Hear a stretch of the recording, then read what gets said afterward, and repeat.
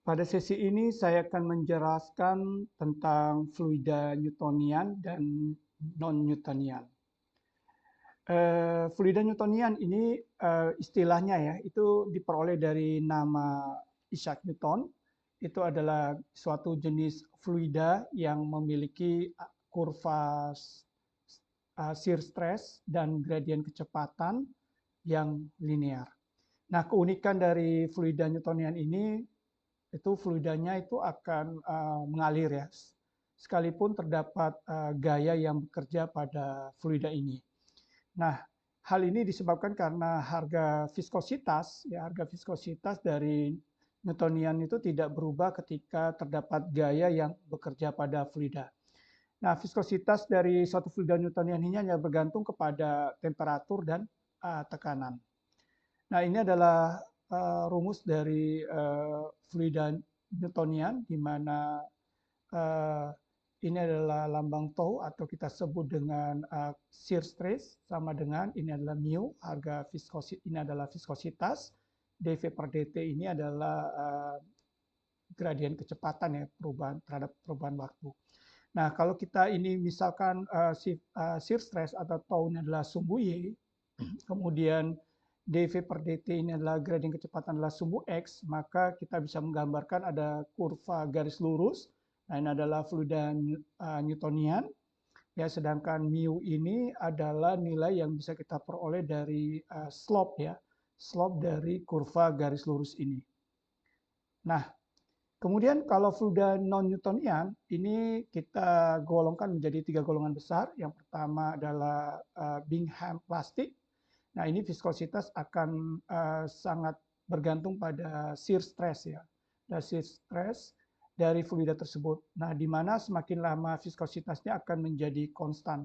Nah, biasanya contohnya odol dan suspensi. Nah, kalau kita gambarkan ini kurva shear stress dalam sumbu Y, kemudian sumbu X-nya adalah laju kecepatan ya, maka kita peroleh bahwa Bingham plastik ini contoh modelnya ya, kurvanya seperti ini ya. Nah, di mana kalau kita lihat ya, viskositas ini tergantung pada shear stress dari fluida tersebut ya. Nah, semakin lama viskositasnya akan semakin konstan.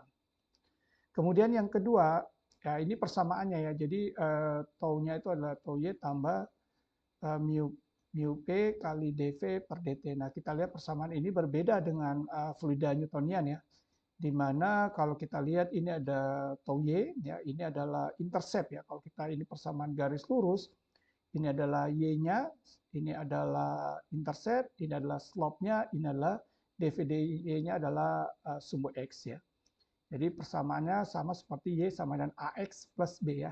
Di mana ini adalah intercept dan ini adalah nilai slope-nya. Jadi startnya adalah ini adalah apa tau Y-nya ya, harga tau Y-nya atau intercept.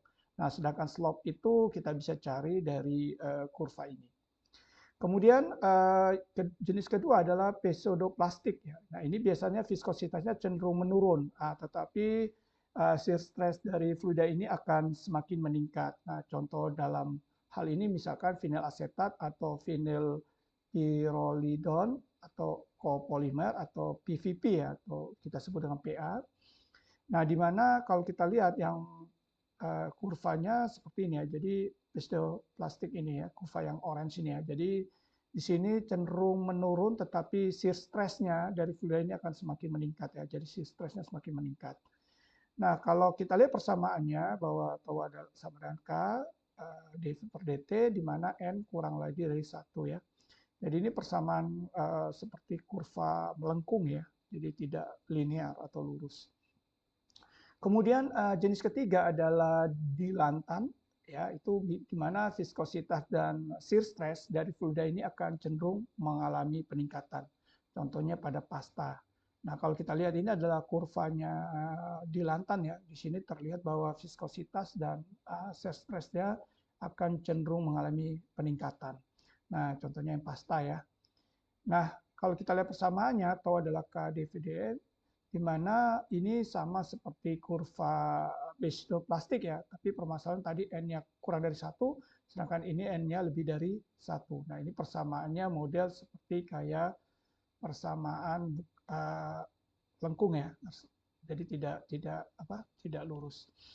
Nah, sedangkan jenis yang lain itu dibagi menjadi ada area namanya thixotrophic atau shear thinning. Nah, di mana viskositasnya ini seolah-olah semakin lama semakin berkurang meskipun laju gesernya tetap.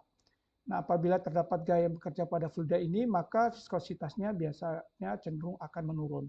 Nah, ini contohnya untuk jenis yang jenis ini ya, thixotrophic ini adalah cat atau campuran tanah liat atau kita sebut clay atau dan juga jenis jelly ya, berbagai jenis jelly.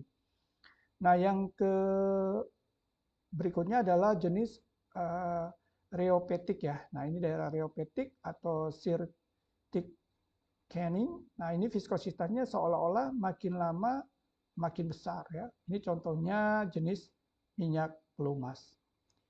Oke, itu hanya yang dapat saya sampaikan perbedaan antara fluida Newton dan fluida non-Newtonian. Terima kasih atas perhatiannya.